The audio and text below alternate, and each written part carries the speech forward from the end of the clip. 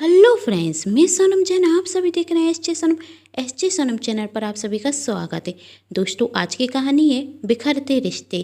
कहानी शुरू करने से पहले कर दीजिए चैनल को सब्सक्राइब, क्योंकि जब भी मैं लेकर आऊँ नई नई कहानियाँ तो आप सभी को पता चल सके। वीडियो को लाइक एंड शेयर करना बिल्कुल नहीं भूलिएगा, इससे मुझे मिलती है नई नई कहानियाँ लिखने के लिए प्रेरणा। तो चलिए कहानी शुरू करते हैं। दोपहर के 3 बज चुके थे। राधिका अपने बेटे मोनू का स्कूल से आने का इंतजार कर रही थी, लेकिन बहुत देर तक इंतजार करने के बाद भी मोनू घर नहीं आता। राधिका अपने पति सौरभ को फ़ोन लगाती। राधिका, सौरभ सौरभ। सौरभ कहता, क्या हुआ राधिका, तुम इतनी घबराई हुई क्यों हो? राधिका कहती, सौरभ, मोनू अभी तक घर पर नहीं आया। सौरभ कहता, तुम घबराओ मत, वही अपने किसी दोस्त के यहाँ गया होगा। राधिका, नहीं सौरभ, मैंने उसके सभी दोस्तों के घर फ़ोन करके देख लिया है, किसी को भी मोनू के बारे में कुछ नहीं पता। मुझे बहुत डर लग रहा है। स्कूल की छुट्टी हुए 1 घंटा हो गया है, सभी बच्चे अपने अपने घर पर पहुंच चुके हैं और हमारा मोनू अभी तक घर पर नहीं आया। आज के पहले तो कभी ऐसा नहीं हुआ। हमारा मोनू ठीक तो होगा ना? राधिका कहती जा रही थी। सौरभ कहता, राधिका तुम शांत हो जाओ, मैं अभी घर पर आता हूँ, फिर हम मिलकर मोनू को ढूंढ लेंगे। कुछ ही देर में सौरभ अपने घर जाता। राधिका परेशान थी और यहाँ से वहाँ चक्कर काट रही थी। सौरभ राधिका से पूछता, मोनू आया? राधिका, नहीं सौरभ, वह कहीं नहीं मिला। सौरभ, कहीं से भी मेरे बेटे को ढूंढ कर लाओ, मैं उसके बिना नहीं जी सकती। तभी राधिका के घर का फ़ोन बजता। फ़ोन की आवाज़ सुनकर उनके मन में कई सवाल उठते।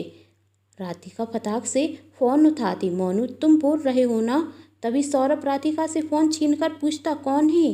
तभी एक आदमी बोलता, सर मैं हॉस्पिटल से बोल रहा हूँ, आपके बेटे मनीष उर्फ नोनू का एक्सीडेंट हो गया है, वह हमारे अस्पताल में भर्ती हैं, आप जल्दी से आ जाइए। सौरभ, क्या हुआ मेरे बेटे को? मेरा बेटा ठीक तो है ना? वह व्यक्ति, सर आप जल्दी से हॉस्पिटल आ जाइए। राधिका और सौरभ भागते हुए हॉस्पिटल के लिए निकलते। दोनों बहुत घबराए हुए थे और भगवान से बार बार प्रार्थना कर रहे थे, मोनू सही सलामत हो। आखिरकार माँ बाप की जान बच्चों में अटकी रहती है। हॉस्पिटल जाते ही वह मोनू के बारे में पता लगाते। मोनू भर्ती था। वह डॉक्टर से पूछते, क्या हुआ मेरे बेटे को, वह ठीक तो है ना? डॉक्टर बताते कि वो तो आपके बेटे की किस्मत अच्छी थी कि वह अभी ठीक है। आपका बेटा स्कूल से आते वक्त रोड पर गेंद से खेल रहा था, तभी सामने से एक ट्रक आ रहा था। वो तो भरा हो सब व्यक्ति का कि उसने अपनी जान पर खेलकर ट्रक के सामने से आपके बेटे को धक्का दिया और आपके बेटे की जान बचा ली। लेकिन इस सब में आपके बेटे के सिर में चोट आ गई थी और उसका खून जाता ही निकल गया। वही व्यक्ति यहाँ पर आपके बेटे को भर्ती कराने के लिए आया था, लेकिन अब आपका बेटा बिल्कुल ठीक है, कुछ ही देर में आप उसे ले जाइए। सौरभ के पिता, थैंक यू डॉक्टर। डॉक्टर कहते, थैंक यू कहना है तो उस व्यक्ति को कहना जिसने आपके बेटे की जान बचाई। राधिका, कहाँ है वह व्यक्ति? वह तो मेरे लिए भगवान है, मैं उनसे शुक्रिया कहना चाहती हूँ। तभी नर्स कहती, उन्हें जैसे ही पता चला आप लोग आ गए तो वह चले गए, अभी वह बाहर ही होंगे। राधिका और सौरभ नर्स के साथ बाहर जाते, लेकिन वह व्यक्ति वहाँ से निकल जाता। वह देखते कि वह व्यक्ति एक टैक्सी में बैठकर जा रहा है।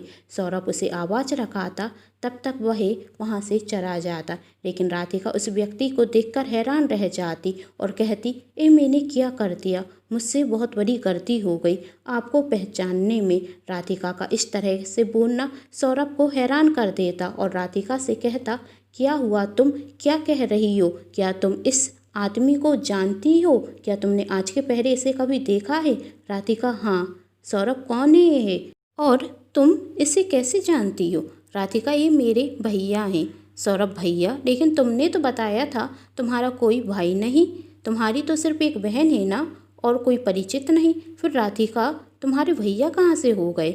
नहीं, ये मेरे भैया हैं, राधिका ने कहा, मेरी बड़ी माँ के बेटे संजय। लेकिन हम दोनों बहनों ने इन्हें कभी भी अपना भाई नहीं माना। आज से 25 वर्ष पहले संजय की माँ, मेरी सौतेली माँ का देहांत हो गया था।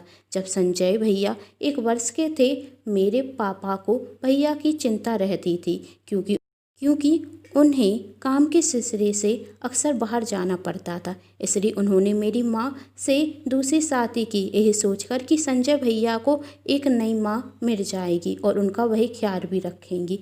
ऐसा ही हुआ। माँ भैया का अच्छे से ध्यान रखती थी, उनसे बहुत प्रेम करती थी। फिर 5 वर्ष बाद में और 2 वर्ष बाद मेरी छोटी बहन निधि का जन्म हुआ। समय निकलता गया और साथ माँ का व्यवहार भी बदलता गया। जब हम दोनों का जन्म हुआ तो माँ को ऐसा लगने लगा कि पिताजी सिर्फ और सिर्फ संजय भैया से ही प्यार करते हैं, हम दोनों बहनों से नहीं। और माँ को लग रहा था कि भैया हम दोनों का हक ले लेंगे। इसलिए माँ ने बड़ी चालाकी से पिताजी की पूरी प्रॉपर्टी हम दोनों बहनों के नाम करा दी और पिताजी के जाने के बाद भैया को घर से निकाल दिया। भैया कभी भी घर पर नहीं आए। फिर अचानक से राखी के दिन भैया आए और उन्होंने हम दोनों बहनों से कहा, आज राखी है, तुम दोनों मुझे राखी नहीं बांधोगी। तब मैंने कहा, संजय, ना ही आप मेरे भाई हैं और ना ही हमारे भाई बनने की कोशिश कीजिए, और हम दोनों आपकी बहनें नहीं हैं, इसलिए हम दोनों से कोई भी संबंध रखने की ज़रूरत नहीं है। हम जानते हैं आप यहाँ पर सिर्फ और सिर्फ प्रॉपर्टी की लालच में आए हैं, जो आपको कभी नहीं मिलने वाली, और चले जाइए यहाँ से और कभी भी हमें अपना चेहरा नहीं दिखाना, हमें आपसे कोई रिश्ता नहीं रखना। संजय भैया ने कहा, तुम दोनों चिंता मत करो, मैं कभी भी अपना हिस्सा नहीं मांगूंगा। वो तो आज राखी है और मुझे तुम दोनों की याद आ रही थी, तो सोचा तुम दोनों से मिल लूँ और राखी भी बंधवा लूँ। अच्छा, मैं तुम दोनों के लिए तोहफे लेकर आया हूँ, राखी नहीं बांधनी तो नहीं बांधो, ये तो ले लो। निधि ने तोहफे फेंकते हुए कहा, चले जाइए यहाँ से, आप ना ही हमारे भाई हैं और ना ही हमारे भाई बनने की कोशिश कीजिए, और अपनी ये चिपरी हुई बातें कहीं और जाकर दिखाइए, क्योंकि हम आपकी चिपरी हुई बातों में नहीं आने वाले। आपको क्या रखता है, ये प्यार मोहब्बत की बातें करेंगे तो हम अपनी जायदाद आपके नाम कर देंगे? ये पूरी प्रॉपर्टी हम दोनों बहनों की है, इसमें आपका कोई भी हक नहीं, और कभी भी मत मांगना। खरे क्या है यहाँ पे, जाइए यहाँ से और ले जाइए अपने ये तोहफे। फेंके हुए तोहफे भैया ने उठाते हुए कहा, तुम दोनों नाराज मत हो, मैं चला जाता हूँ। फिर उसके बाद हम दोनों बहनें अपनी दुनिया में बहुत खुश थे और संजय भैया हमसे कभी भी मिलने नहीं आए और ना ही हमें कभी उनकी याद आई। आती भी कैसे, हमें तो इस बात की खुशी थी कि हमें संजय भैया की पूरी प्रॉपर्टी मिल गई, लेकिन जिस संजय भैया को आज तक मैंने अपना भाई नहीं माना, आज उन्होंने राखी के दिन मुझे इतना बड़ा तोहफा दे दिया। मेरे बेटे की ज़िंदगी मुझे दे दी। इस दिन तो हमने भैया से तोहफा लेने से मना कर दिया, पर आज उन्होंने मुझे ज़िंदगी की सारी खुशियाँ तोहफे में दे दी। जिस भाई को मैं हमेशा दुश्मन मानती रही, आज वही भगवान बनकर हमारी ज़िंदगी में आ गया। मुझसे बहुत बड़ी गलती हो गई, मैं अपने भैया को कभी नहीं समझ सकी। तभी सौरभ कहता, गलती हुई है तो उसे सुधार लो, तुम्हारे भाई ने तो तुम्हें राखी का तोहफा दे दिया, आज राखी बांधकर तुम भी बहन होने का फर्ज निभा लो।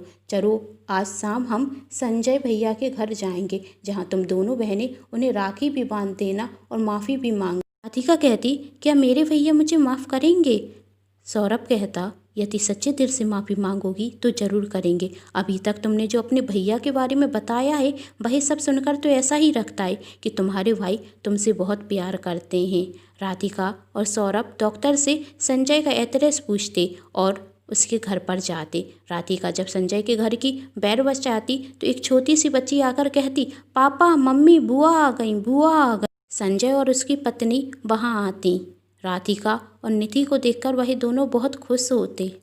राधिका और निधि हाथ जोड़कर अपने संजय भैया से माफ़ी मांगते। संजय कहता, किस बात की माफ़ी मांग रही हो, मैं तो तुमसे कभी नाराज़ था ही नहीं। मेरी प्यारी बहनों, क्या बाहर दरवाजे पर ही खड़ी रहोगी, अंदर नहीं आओगी? राधिका और निधि अंदर आती और अंदर आकर देखती कि संजय ने पूरे घर में उन दोनों बहनों की और अपने माता पिता की फ़ोटो रखाई हुई है। तभी निधि कहती, भैया हमने तो आपसे हमेशा नफ़रत ही की और आपने हमेशा हमसे प्यार, आखिर आप हमसे इतना प्यार कर कैसे सकते हैं? हमने तो आपको सिर्फ और सिर्फ नफ़रत ही दी है। संजय कहता, मैंने तो तुमसे सिर्फ प्यार ही किया है, नफ़रत कभी नहीं की।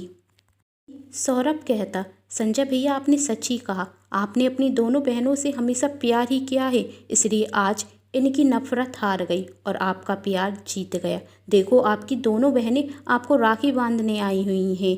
राधिका और नीति संजय को राखी बांधती और जब संजय दोनों को तोहफा देता तो राधिका कहती, आपने तो मुझे पहले ही तोहफा दे दिया। संजय, कब दिया? राधिका, आज दोपहर को आपने जिस लड़के की जान बचाई थी वह मेरा बेटा, आपका भांजा मोनू था। और पूरी घटना उसे सुना देती। जब मुझे पता चला आपने मेरे बेटे की जान बचाई है तो मुझे एहसास हुआ कि मैं कितनी गलत थी। तभी संजय की पत्नी कहती, मोनू कहाँ है? हमारी बेटी पिंकी भी तो अपने भैया को राखी बांधेगी ना। अभी तो यहाँ पर ही था, हमारे साथ ही तो आया था, कहाँ गया? राधिका मोनू को आवाज़ लगाती। तभी मोनू आकर कहता, देखो माँ, पिंकी ने मुझे राखी बांधी। पूरा परिवार आज एक साथ था और वह सब बहुत खुश थे। आप सभी को कैसी लगी नीचे कमेंट बॉक्स में बताना बिल्कुल नहीं भूलिएगा और चैनल को भी सब्सक्राइब जरूर कर लीजिएगा, क्योंकि मेरे चैनल पर मिलती रहेंगी आपको नई नई कहानियाँ देखने के लिए। और वीडियो को लाइक एंड शेयर जरूर कीजिएगा। Thanks for watching.